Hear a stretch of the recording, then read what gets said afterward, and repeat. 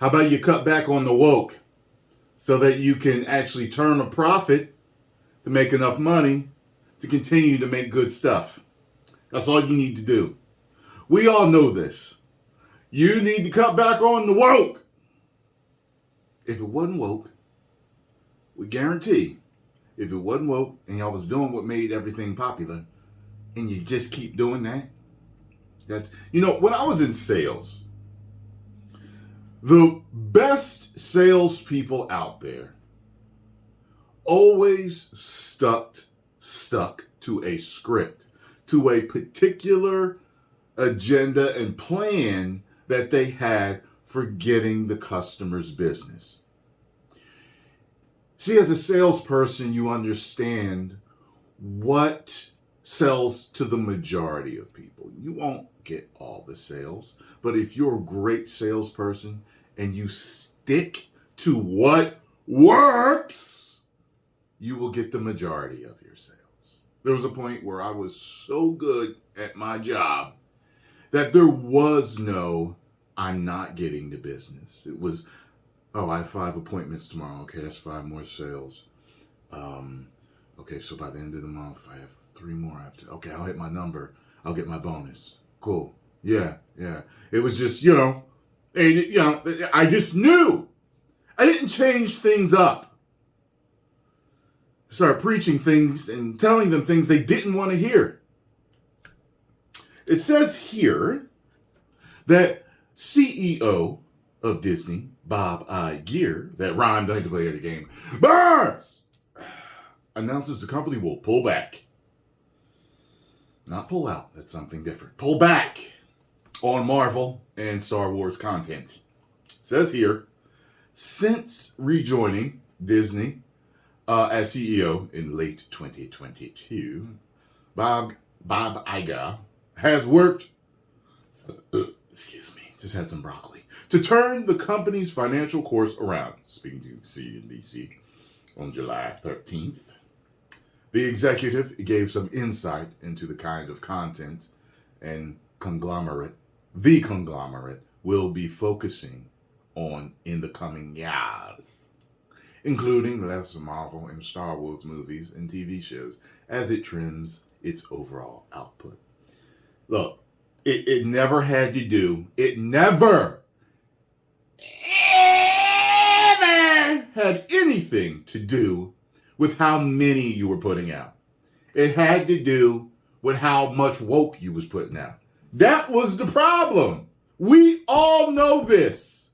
Man, that's why you lost all them billions. And I was hearing the other day, now wait times are way down for the Disney theme parks because people ain't going. People still got a problem with the high prices and they ain't going for other reasons.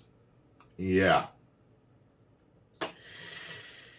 You'll pull back not just to focus, but also as part of our cost containment initiative. The Cost Containment Initiative, brought to you by Walt Disney Productions. Spending less on what we make and making less, Iger explained to CNBC.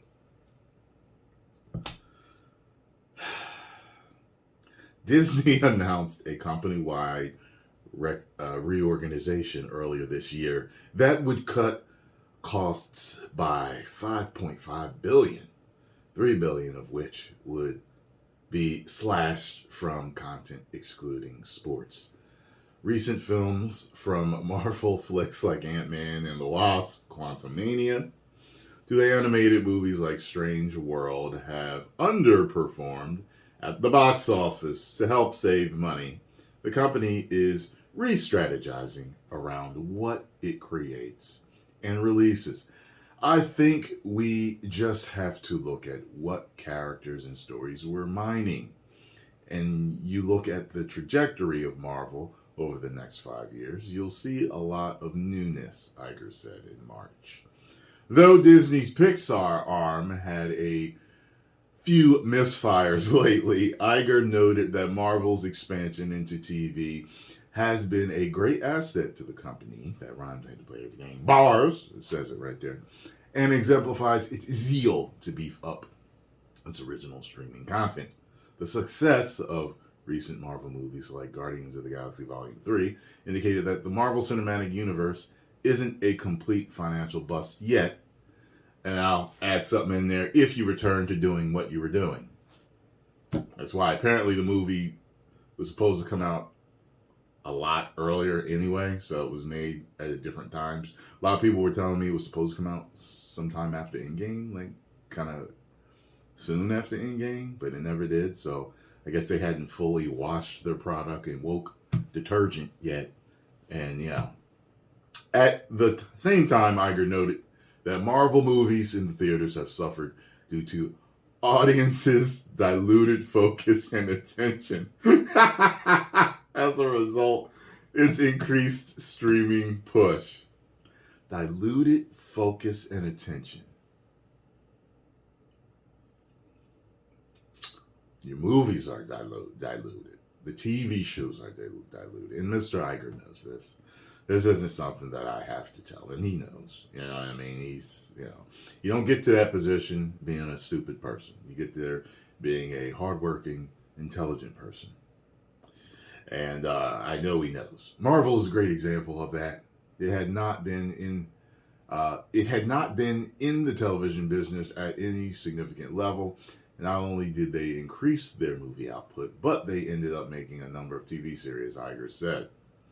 Star Wars is another franchise that has historically been a moneymaker for the corporation.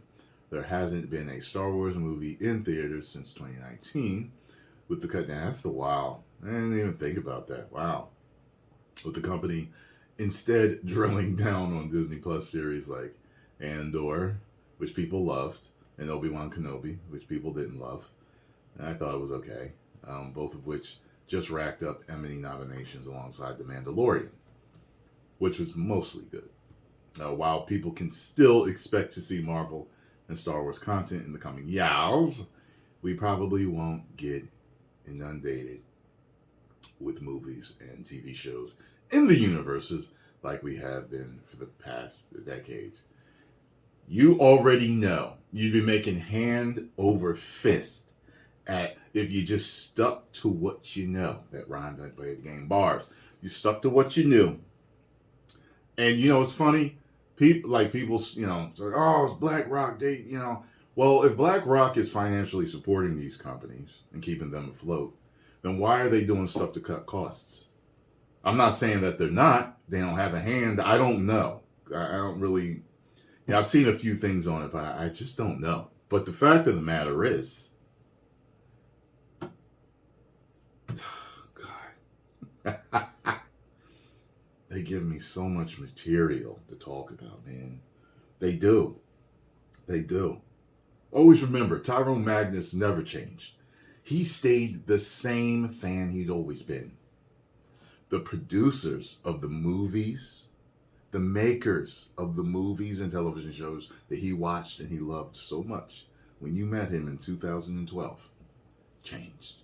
They're what changed. The fan has stayed the same. The fan still likes what he's always liked. They changed. 10 million subscribers. Woo!